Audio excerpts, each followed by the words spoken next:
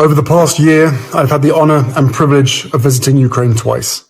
Each time I left deeply moved by the courage, dignity, and unbreakable spirit of the Ukrainian people. Even in the midst of war, a war that continues to take the lives of civilians and service members every single day, life goes on. I saw this strength at the SuperHumans Center during my visit in April, in the determination of those rebuilding their bodies and their futures. I saw it in the resilience and pride of the Invictus Games veterans I met in Vancouver. And I saw it in the eyes of the Ukrainians in Kiev, eyes that carry both pain and unwavering hope. For 4 years, Ukraine has stood firm. You have shown the world what true resilience looks like. You have reminded us all that freedom and independence are never guaranteed. They need protecting, defending, and when necessary, fighting for. Today, as Ukraine marks the anniversary of the start of this war, I want to speak directly to you, to those on the front lines and to those supporting from the home front. Your strength inspires the world. Your bravery unites us, and your hope lights a path forward for us all. Please know that you are not alone. The world stands with you, and we continue to learn from your courage every single day. Stay strong, stay brave, stay hopeful. Slava Ukraini. Thank you, Prince Harry. Thank you for showing up and doing good work that actually matters. First of all, context is everything here. This wasn't a random Tuesday statement about some vague cause. This message was recorded specifically to mark the anniversary of the war in Ukraine. And anniversaries in wartime carry a particular weight. They're not celebrations. They're not commemorations in the normal sense. They carry grief for those lost, exhaustion for those still fighting, defiance against aggression, remembrance of what life was before, hope for what might come after. An anniversary of war is not a symbolic date on a calendar. It is a wound that reopens every single year, a reminder of ongoing suffering, a marker of time that feels both impossibly long and terrifyingly short. And Harry understood the assignment. Instead of centering himself, instead of turning this into a "look at me supporting Ukraine" moment, instead of making himself the hero of the story, he centered the Ukrainian people from the very first sentence. Over the past year, I've had the honor and privilege of visiting Ukraine twice. Let's pause right there and sit with that for a moment. Twice. Not once for a photo opportunity, not a quick, carefully staged 10-minute walkthrough with maximum security and minimal exposure, not a single visit that checks a box and becomes a line in a bio. He went back. That's consistency. That's commitment. That's someone who doesn't treat a war zone like a PR backdrop to be used once and discarded. Going once could be curiosity, could be optics, could be many things. Going back? That's relationship. That's follow-through. That's genuine investment in understanding and supporting.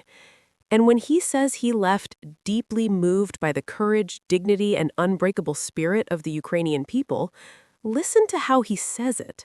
You can hear that he's not reciting lines that were fed through a communications team blender, workshopped by committees and polished until they're perfectly inoffensive and perfectly meaningless. There's a difference between sounding polished and sounding present, between speaking words and meaning them, between performing emotion and actually feeling it. He sounds present. His voice carries the weight of someone who has actually been there, who has looked people in the eye, who has sat with veterans working through trauma, who has witnessed resilience under conditions most of us cannot fathom. That authenticity is rare in public statements from high-profile figures. Most statements sound like they were written by AI, trained on every generic celebrity charity message ever published. This didn't. Now, let's talk about what he didn't do, because sometimes what's absent from a message is as important as what's included. He didn't minimize the war with euphemisms. He didn't sanitize the reality with diplomatic vagueness. He didn't use distancing language like the situation or the conflict or recent events, or any of the other soft phrases that public figures use when they want to acknowledge something without actually engaging with its reality. He said plainly, directly, unflinchingly, civilians and service members are still losing their lives every single day. That clarity matters enormously, because when public figures tiptoe around hard truths, when they soften language to make horror more palatable, when they use abstractions to avoid confronting reality, it dilutes truth. It makes suffering less visible. It allows audiences to emotionally distance themselves from what's actually happening. Harry didn't dilute it. He didn't soften it. He acknowledged the ongoing cost head on.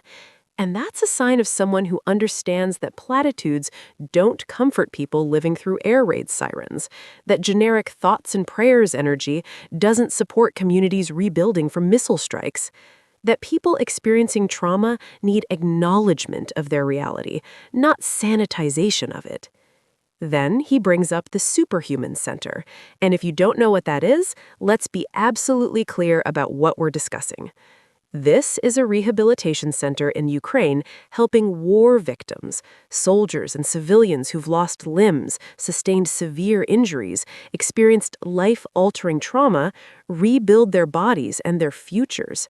We're talking about prosthetics, advanced physical therapy, psychological support, occupational rehabilitation, community building among people whose lives have been violently disrupted. This is not abstract resilience being discussed in think tanks. This is literal, physical, painful reconstruction of human lives. When Harry says he saw the determination of those rebuilding their bodies and their futures, that line carries weight because it's specific, because it's grounded in actual observation, because it acknowledges the real, tangible cost of war. War doesn't end when the shooting pauses or when peace agreements are signed. War lives on in bodies that have been broken, in psychological trauma that resurfaces for years or decades, in missing limbs that permanently alter how someone moves through the world. The young athlete who will never compete again, the parent who can't pick up their child the same way, the worker who can't return to their profession, the person who will experience phantom pain for the rest of their life. Harry didn't flinch from that reality. He acknowledged it directly. Then he draws a direct thread to the veterans of the Invictus Games he met in Vancouver, and this connection is powerful for multiple reasons. First, it's personal. Invictus is Harry's creation, his baby, the initiative he founded in 2014 and has poured enormous energy into for over a decade now. It represents wounded service members from dozens of nations coming together through adaptive sports. But more importantly, that connection demonstrates something crucial. He understands that trauma is not competitive, that suffering is not a zero-sum game, that supporting Ukrainian war victims doesn't diminish support for British or American or Australian or Canadian veterans. Invictus has always been about redefining what strength looks like after injury. It's not about winning medals or breaking records, though both happen. It's about dignity. It's about community. It's about reminding wounded service members and veterans that they are not broken beyond purpose, that their value isn't measured by physical capability, that vulnerability and strength can coexist. By linking Ukrainian resilience to Invictus veterans, Harry is saying something subtle but profound. Resilience is global. Courage recognizes courage across borders. Trauma survivors understand each other in ways that transcend nationality or language or politics. That's internationalism in its best form, not abstract theory, but practical solidarity built on shared human experience. And then comes the line that carries serious moral and political weight. Freedom and independence are never guaranteed. They need protecting, defending, and, when necessary, fighting for. That is not a neutral sentence. That is not diplomatic hedging. That is a clear value statement. In a world where many public figures, especially those with royal connections or global brands, bend themselves into pretzels of abstract neutrality to avoid backlash from any direction, Harry spoke clearly and unequivocally. Freedom is not automatic. Democracy is not self-sustaining. Independence is not permanent once achieved. These things require active defense, sometimes at enormous cost. And let's just say this gently but firmly. When someone who has actually served in the military in an active war zone says that freedom must be defended, it carries lived experience behind it. This isn't theoretical for him. He's not philosophizing from a comfortable distance. Harry served 2 tours in Afghanistan. He flew Apache helicopters in combat zones. He knows what military service costs. He lost fellow soldiers. He experienced the psychological toll of combat firsthand. So when he speaks about the necessity of defending freedom, he knows what he's asking of people. He's not casually endorsing violence from a position of safety. He's acknowledging the hard reality that sometimes freedom requires people to risk everything. That moral clarity is rare and valuable. Now, here's what impressed me most about this entire message: the tone. He didn't sound dramatic, he didn't sound angry, he didn't sound performative or theatrical, or like he was auditioning for anything. He sounded steady.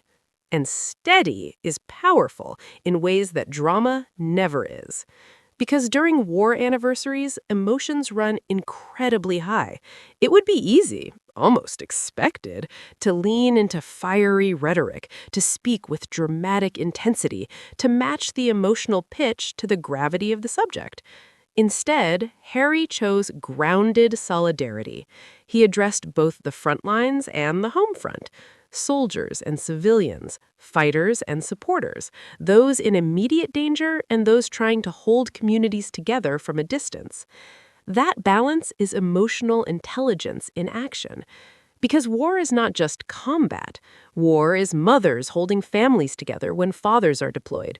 War is volunteers driving supplies through dangerous territory. War is medics working through exhaustion and trauma to save lives. War is communities refusing to fracture under pressure designed to break them. When Harry said, "Your strength inspires the world, your bravery unites us, and your hope lights a path forward," he wasn't exaggerating for effect or inflating language to sound more impressive. Ukraine's resistance has genuinely reshaped global conversations about sovereignty, self-determination, democratic resilience, and what smaller nations can achieve when their populations are unified and determined. That's not hyperbole. That's documentable reality. And then comes that closing. Please know that you are not alone. The world stands with you. Stay strong, stay brave, stay hopeful. Slava Ukraini. That last phrase, Slava Ukraini, matters more than it might seem at first glance. It's Ukrainian. It means glory to Ukraine. It's a phrase of national pride, of resistance, of solidarity. And Harry using it signals something important: respect, cultural awareness, a willingness to meet people where they are rather than expecting them to translate themselves for his comfort. He took the time to learn how Ukrainians express solidarity with each other, and he used their language to express his solidarity with them. That's attention to detail. That's cultural humility. That's someone who understands that effective advocacy requires listening, not just speaking. Now, here's the part that deserves serious discussion, because there's a stark contrast happening. We live in a media environment, particularly in the UK, that often reduces Harry to simplistic caricatures: the rebellious prince, the runaway royal, the ungrateful son, the tabloid headline generator, the guy who won't stop complaining. That narrative has been repeated so many times in certain outlets that it's become reflexive, automatic, a pre-written script applied to everything he does. But watch that Ukraine message again. Watch his face. Listen to his voice. Pay attention to what he's actually saying and how he's saying it. That is a man who has grown into his voice.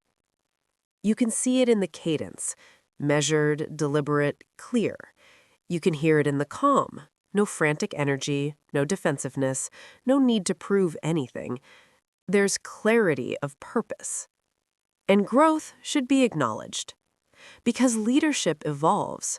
The young soldier who served in Afghanistan over a decade ago is now a global advocate for wounded veterans, mental health support, trauma recovery, and post-conflict rehabilitation. That arc matters. That development is significant. And it would be far easier, safer, more comfortable, less controversial, for him to stick to safe domestic charity appearances, to stay within controlled environments where everything is managed and risks are minimized, to avoid geopolitics entirely and just cut ribbons at hospitals. Instead, he chose to stand publicly with a nation at war, to visit twice, to speak clearly in their support, to use his platform to amplify their voices and their needs. That takes conviction. Now, some critics will inevitably try to downplay this. I can already hear the dismissive takes. It's just symbolic. It's just words. What does a video message actually accomplish? But words matter. Words shape morale. When someone with global visibility speaks clearly in support of people under siege, it reminds them they haven't been forgotten, that the world is still watching, that their struggle still registers beyond their borders. Words shape perception. Public statements from recognizable figures influence how audiences around the world understand and engage with distant conflicts. They keep attention focused when news cycles naturally want to move on. Words shape solidarity. They create connections across borders. They build coalitions. They remind people of shared values and mutual obligations. So no, this isn't just words. This is strategic use of platform and visibility to amplify voices that need amplifying and to sustain attention that needs sustaining. And here's something else that's crucial. Harry didn't position himself as a savior. He didn't claim to bring hope to Ukraine. He didn't present himself as the hero of this story. He didn't center his own courage or sacrifice or generosity. He said their hope lights a path for all of us. That shift is subtle but absolutely critical. He's not elevating himself above them. He's elevating them as the example to the world. That's humility. And genuine humility in public life is rarer than it should be. Most celebrity activism, and let's be honest about this, centers the celebrity. It's about them being generous, them being compassionate, them bringing attention or resources or solutions. The focus remains on the famous person's goodness. Harry flipped that. He centered Ukrainians as the teachers, as the inspiration, as the ones demonstrating values the rest of the world should learn from. That demonstrates maturity and understanding of what effective advocacy actually looks like. There's also something powerful about the structure and repetition in his closing lines. Stay strong, stay brave, stay hopeful. Short sentences, direct, almost rhythmic, each one a simple imperative. That kind of structure sticks in people's minds. It becomes something repeatable, something shareable, something that can echo beyond the original message. This is someone who understands that in moments of crisis, messages need to be clear and memorable, not complex and academic. People under stress process information differently. They need clarity, not nuance, directness, not subtlety. Harry structured his message accordingly. Now, zoom out for a second and look at the broader pattern. The SuperHumans Center represents rebuilding bodies after violent injury. Invictus Games represent rebuilding identity and purpose after trauma. Ukraine as a nation represents rebuilding sovereignty and democracy under active attack. The common thread running through all of these is resilience, recovery, refusing to be defined by what broke you. And if you look at Harry's entire post-royal public life, his advocacy work, his charitable focus, his public statements, it has increasingly revolved around these exact themes: trauma recovery, mental health support, veteran rehabilitation, community healing, breaking cycles of suffering. So this Ukraine message wasn't random. It wasn't disconnected from his other work. It fits perfectly into a consistent, coherent pattern of advocacy. Consistency builds credibility. And that credibility is why when he says, "You are not alone," it doesn't feel hollow or performative. It feels earned. It feels like a commitment backed by action, not just words. There's also something quietly sophisticated about the way Harry acknowledged pain and loss without letting it dominate the entire narrative. He mentioned the deaths. He acknowledged the ongoing suffering. He didn't shy away from the reality that people are still dying every single day. But he didn't let grief consume the message. He didn't descend into despair or hopelessness. He balanced realism with hope. That's actually quite difficult to do well. Many people, when discussing tragedy, swing too far in one direction. Either they become relentlessly grim and heavy, drowning in the weight of suffering, or they become unrealistically optimistic, glossing over real pain with toxic positivity. Harry walked the line. He honored the reality while also affirming resilience and possibility. That takes skill and emotional maturity. And let's just say this plainly, because it needs to be said. This is the kind of leadership that transcends titles. It's not about crowns or thrones or lines of succession. It's not about ceremony or protocol or who stands where on a balcony. It's not about inherited position or institutional authority. It's about using your platform, whatever platform you have, to reinforce dignity in people facing unimaginable hardship. That's impact, real, tangible impact on how people feel and how they're perceived by the world. Harry has found his lane, and his lane is standing with the wounded, the overlooked, the rebuilding, the resilient, the people doing the hard work of recovery after trauma. That's a legitimate form of leadership. It's not traditional royal leadership, but it's leadership nonetheless. The world is chaotic right now. Headlines are loud and aggressive. Outrage cycles spin daily. Social media amplifies the most extreme voices. Everything feels urgent and contentious. But in the middle of that noise, a calm, steady message of solidarity still cuts through. And that's what this Ukraine message was. A reminder that freedom isn't automatic. A reminder that resilience deserves recognition and support. A reminder that global solidarity still matters, even when it's difficult or complicated or unpopular in some quarters. When Harry said, "We continue to learn from your courage every single day," that wasn't empty flattery. Ukraine's resistance has genuinely reshaped global security conversations. It has reminded Western democracies that complacency is dangerous. It has demonstrated what determined populations can achieve against overwhelming odds.